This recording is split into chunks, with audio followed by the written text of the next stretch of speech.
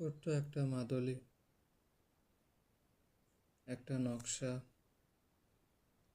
কিছু তাস বা তাসের বান্ডিল। এরকম টাকা আয় করা সম্ভব? বা আসলে কি সত্যি জুয়া খেলায় প্রতিদানে জিতা যায়? আসলে এটা বিশ্বাস করার মতো, আবার বিশ্বাস করার মতো নয়। অনেকের কাছে অবিশ্বাসযোগ্য হতে পারে। তবে এই তাবিজটি কিভাবে বানাবেন, এই তাবিজটি কিভাবে উৎপাদন করবেন, সম্পূর্ণ নিয়ম কারণ আমি ভিডিওতে দিয়েছি। আমার চ্যানেলে ঘুরে আসলে দেখতে পারবেন তাবিজটি কিভাবে বানাইতে হয়, সে নিয়ম কারণ আমি দিয়ে দিয়েছি, ভিডিওতে সুন্দরভাবে দেখিয়েছি। একটা নকশা রয়েছে, তার মধ্যে আপনার মন্ত্র রয়েছে। সে মন্ত্র দিয়ে নকশাটিকে জাগ্রত করতে হয় এবং নকশাটি কিসের উপর লিখতে হয়, নকশাটা কিভাবে লিখতে হয়, এই বিষয় নিয়ে কিন্তু আমি সুন্দরভাবে একটা ভিডিও দিয়েছি।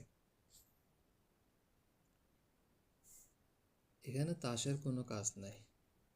অনেকে মনে করেন তাসের বান্ডিলে মন্ত্র পড়া থাকে, এরপর সেই তাসের মাধ্যমে কাজ হয়। আসলে বিষয়টা এরকম নয়। বিষয়টা হচ্ছে মাদুলিটা যার কাছে থাকবে সেই লাভবান হবে। 5 জন 6 জন কাইট খেলা, ফেলাস খেলা, 3 তাস খেলা, যে যেটাই বলেন না কেন, যে যেটাই খেলেন না কেন, যদি এরকম একটা মাদুলি থাকে, আমি যে নিয়মে মাদুলি বানানোর জন্য বলেছি ভিডিওতে দেখতে পারবেন, আমি চ্যানেলের কথা বলছি, ওখানে আমি একাধিকবার দিয়েছি কিভাবে বানাইতে হয়। এখনও আমি যদি সুযোগ হয় তাহলে কিতাব থেকে পুনরায় আরও একবার দেখাবো সেই নকশাটি। যদিও কিতাব আমার সামনে আছে, একটু অপেক্ষা করুন, আমি নকশাটি দেখাচ্ছি। এটা হচ্ছে সেই কাঙ্ক্ষিত পুরাতন কিতাব। এই কিতাব থেকে মূলত আমি নকশাটা দিয়ে থাকি। এটা হচ্ছে সেই নকশা। এই নকশাটা আমি দিয়েছি ইউটিউবে। এটি হচ্ছে সেই নকশাটি বানানোর নিয়ম কারণ।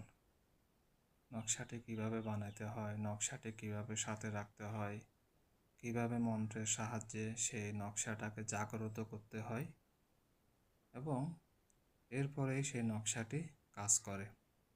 এখানে দেখেন স্পষ্টভাবে রয়েছে জুয়া খেলায় জিতে নেওয়ার কবচ ও দোয়া। কবচের হচ্ছে এই নকশাটা হচ্ছে কবচ, কিতাবের ভাষায় নকশাটাকে কবচ বলা হয়েছে। এবং এখানে যে দোয়া উল্লেখ করেছে, দোয়া বলতে এখানে একটা মন্ত্র আছে। এই যে এটা হচ্ছে নিচে দেখেন দোয়া বলে একটা মন্ত্র আছে। এই মন্ত্রটার সাহায্যে এই নকশাটাকে বানিয়ে নিতে হয়।